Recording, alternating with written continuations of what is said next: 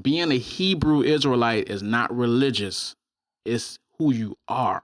Action. So Jeff Bezos is one of the richest people in the history of the whole entire world, right? He owns Amazon, Amazon Prime, all this stuff. He owns Amazon Web Services. He's a powerful person.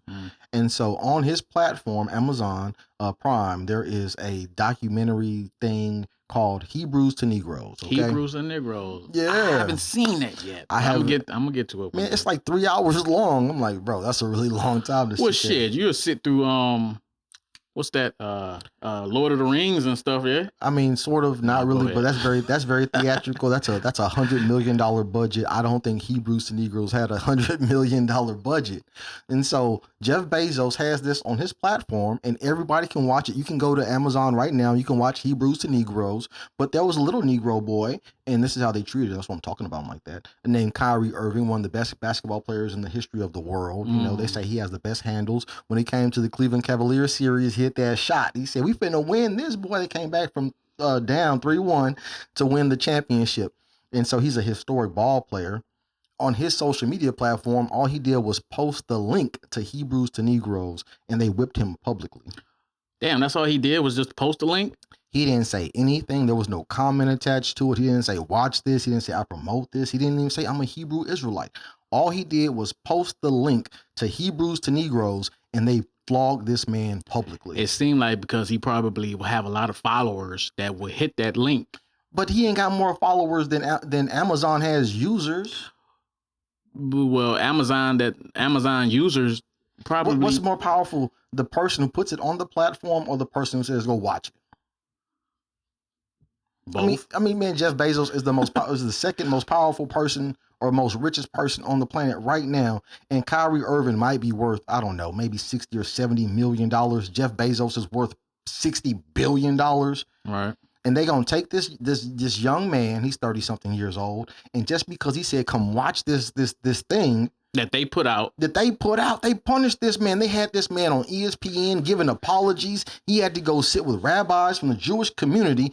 They whipped this man in public, and for some reason, that was justified. And powerful Stephen A. Smith, other powerful black men did not stand up for Kyrie Irving and his right to have a religious freedom in America.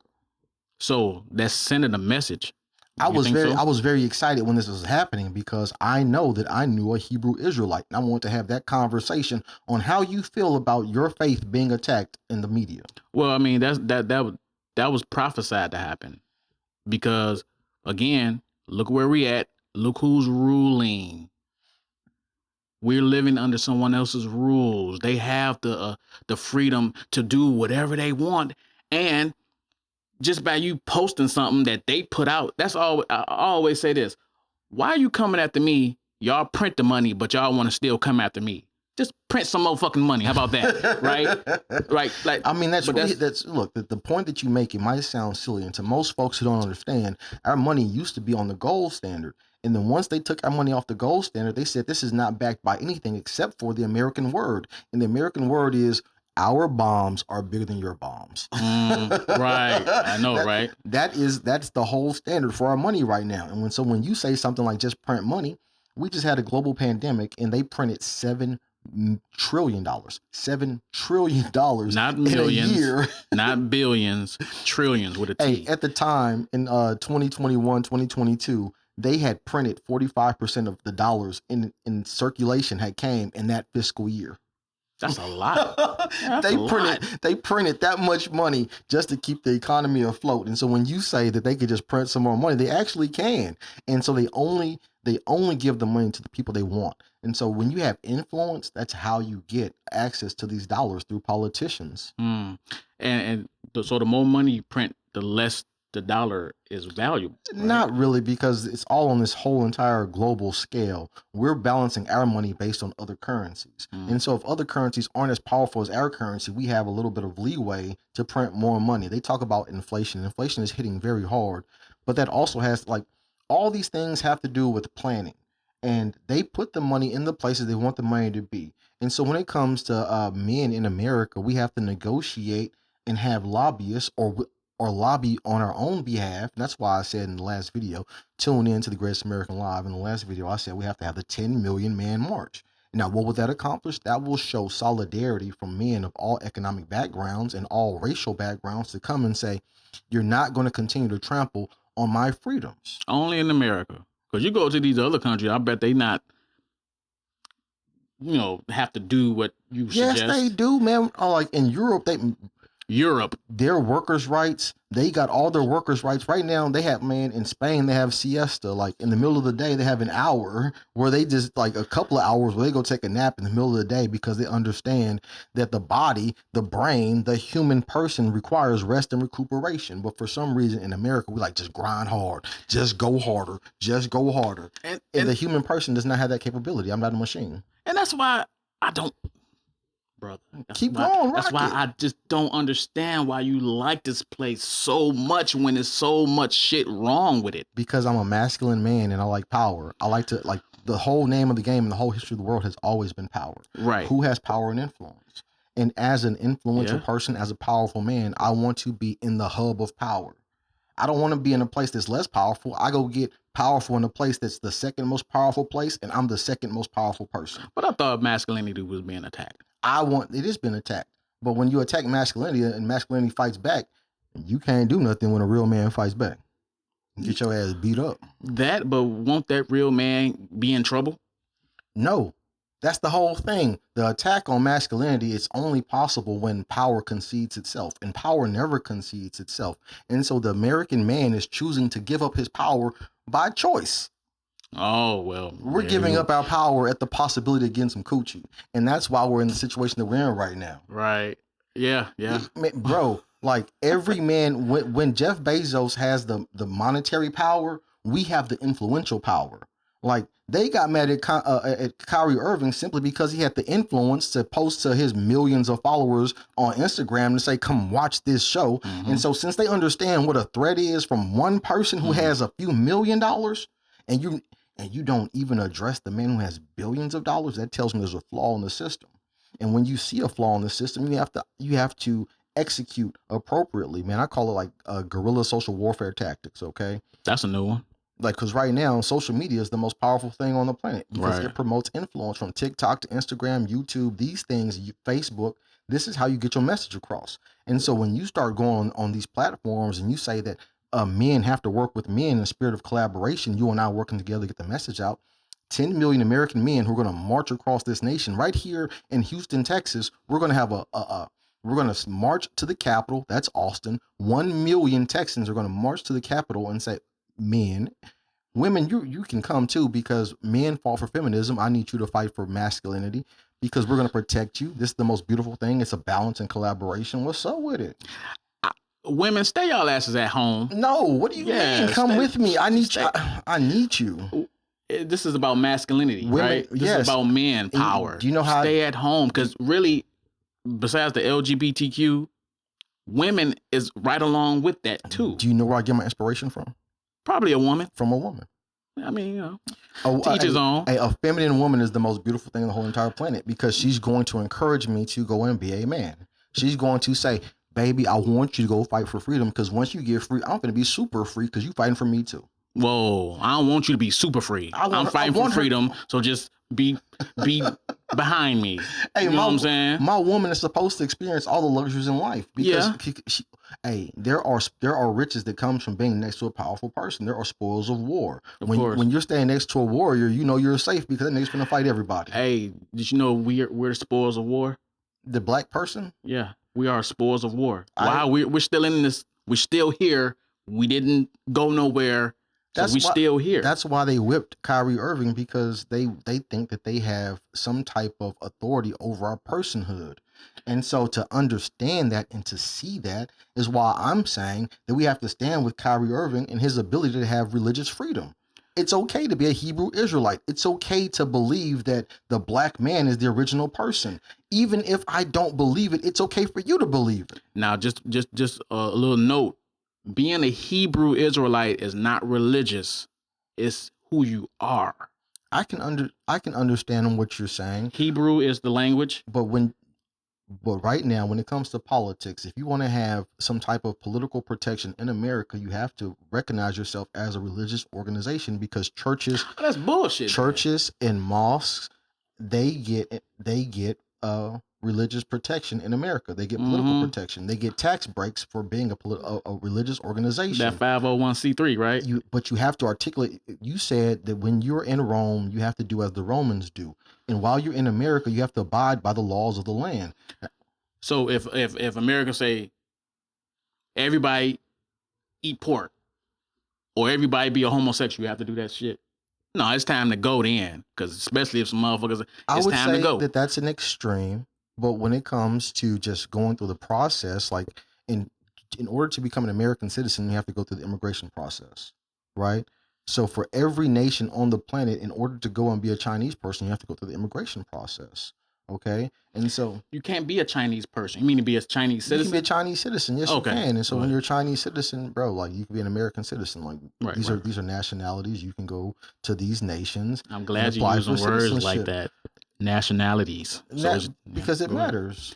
Exactly, it matters. Everything matters. See, we agree, but then we disagree, but we still agree. You know, look, like I believe that you have the right to believe what you believe, and as a person of power and strength, I can't force you to do anything, but I have to have a spirit of collaboration. I want to work with you, find the common grounds that we can have agreement with, and then proceed from there. Yeah, that's exactly. This is men working with men, like all the ancillary details. That's cool, man. I just want to get the big points, and the big points are men have to work together, and that's why I appreciate you just for showing up. Oh, I mean, come on now. Why wouldn't I show up? I wish today. It's all good. It's a rainy day in Houston. Yeah. I wish that other powerful men had the courage and the capacity to stand with Kyrie Irving when he was being attacked by big, powerful people. What the thing is, the big, powerful people control the money. They don't control you, though. Of course they don't. Now you can do this and do that, and they'll take all your money. And you can still have that same mindset broke. So, man, yeah, you're right. Like, I like to understand things in context. When we were enslaved, if you didn't have no money because you weren't able to generate money, you had to figure out a way to navigate the system, even though you were handicapped. And so even as regular citizens in this place, even though we don't have the billions of dollars that Jeff Bezos has, he's one man. We are millions and millions of men. Working class men are probably the most powerful sector of people in America. Not when they praise money. Period. Man, they don't have the power to praise money. And so I'm telling every American man who makes less than $50,000 a year, just to live in Houston, Texas, as one person, it costs $42,000 a year. And so when city planners look at the how much money I make, when they bring Walmart here, when they bring Amazon here, and they know for sure that these people are only going to make about $37,000 a year at most, right? They know these people are going to live in the poverty line or below the poverty line if they have a family. Right. Everyone understands these numbers.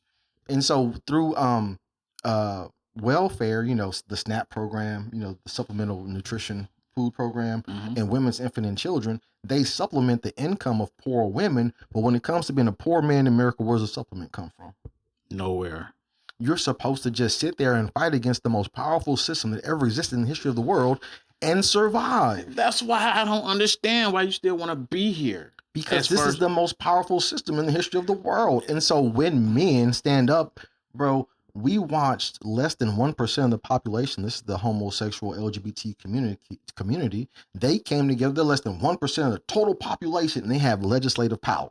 Now, who is looking at the statistics for us and then looking at the statistics for them and saying they're more important than... No one gave them anything. They went in and got it.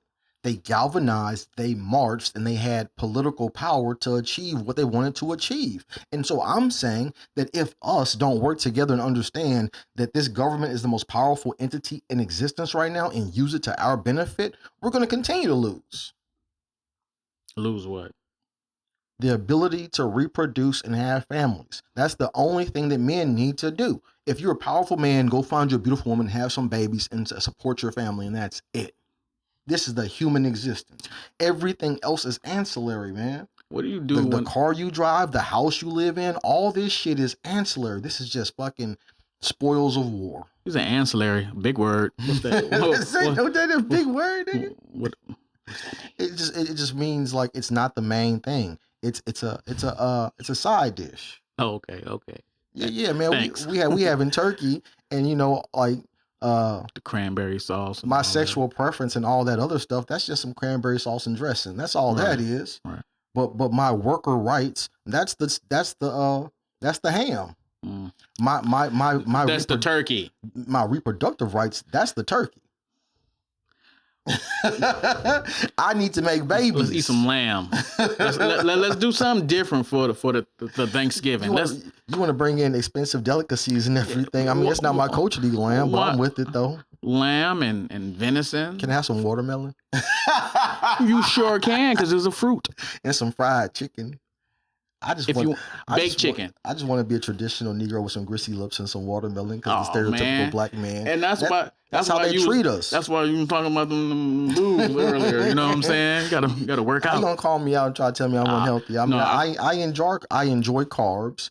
I do battle with like I live in a place where there's so many foods that are delicious, but they're bad for me. Man. I love French fries. It's the sugar, salt. Carbs. Isn't that like the biggest drug? Sugar, salt. What else? So it's a combination of three things. To make a food delectable, it's a combination of the right amount of salt, the right amount of sugar, and the right amount of fat.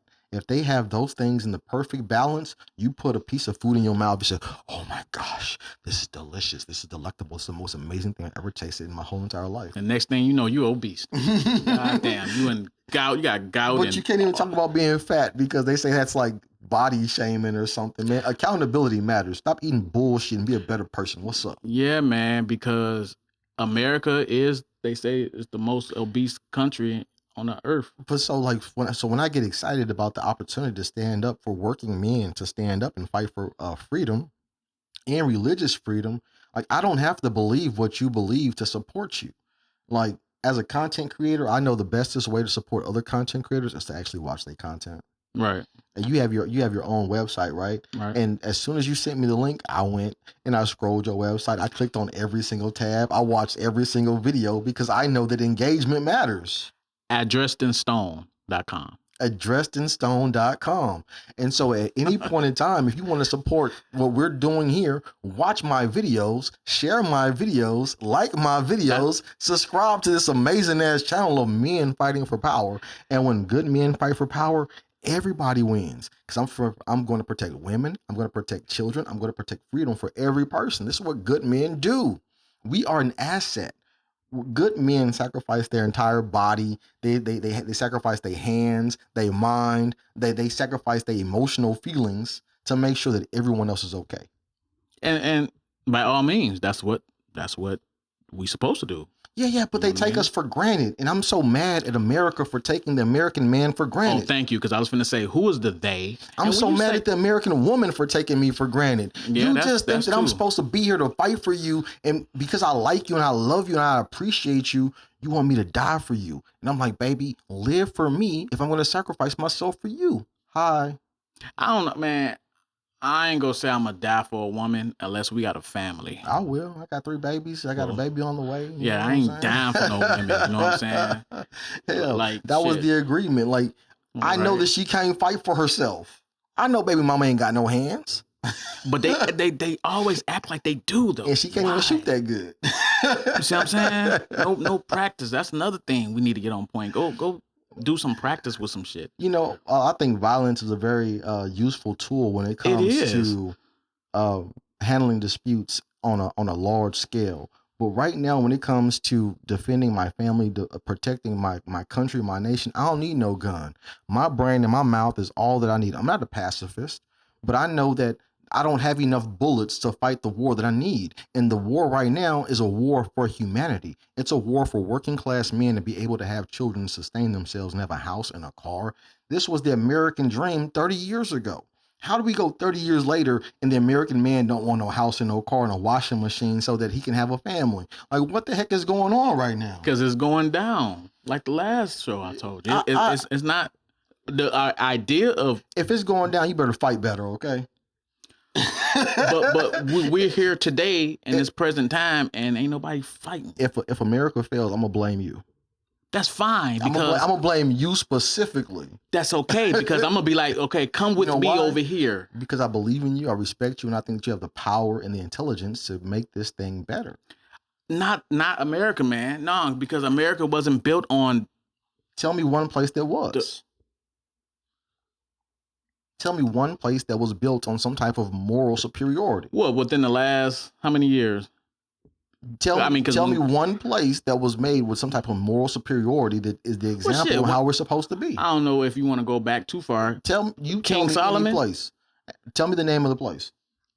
When he was over there in Israel. Oh, so when King Solomon was in Israel. We had, what was it, 30 or 40 years of peace. The whole world was at peace. 30 or 40 years. America has been in existence for 500 years. And yeah, exactly. So, okay. And we've had more than 30 years of peace. And it's still fucked up.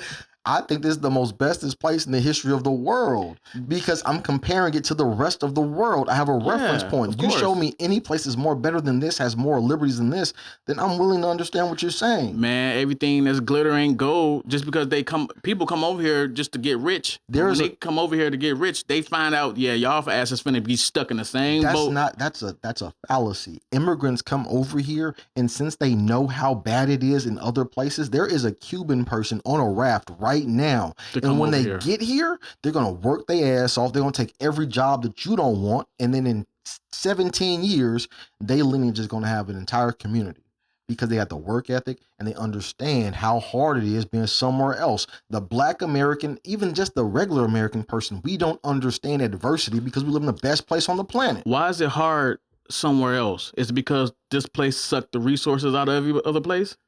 Yes, most certainly. Oh.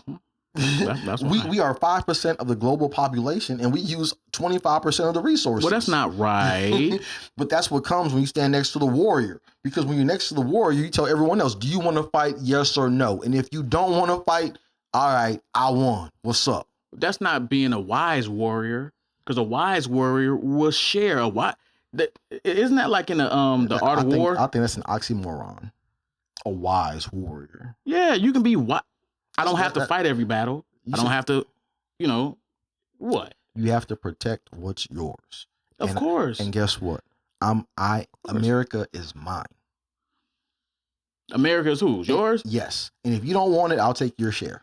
You can have it. Thank you. Look, you can have my share. You can have all of it. I appreciate it. Because I'm gonna just do what I need to do to survive. And each and every day because I know something better is going to happen. And every dollar and every piece of influence that you don't want, I'll take it. It's just going to go digital anyway. Money finna go digital anyway. The position that you just shared, that's the reason why other communities grow faster than our community. Because we don't want to take ownership of what's ours. If the Black American person was to say that I am an American person, period, then we would act like American citizens. We would participate in the politics of America, and we would negotiate a better piece of percentage. Come out of her, my people. Remember that one? Say what? Come out of that's a scripture. Come out of her, my people. Who is that her? Babylon the Great. Come out of the ways of America. I'm going to enjoy all the spoils of war because for hundreds of years we've been battling the entire world, and when it came to the Civil War, for me to have some freedom, 800,000 men in America died so that I can say, hi, I'm on the microphone. That's exciting, bro.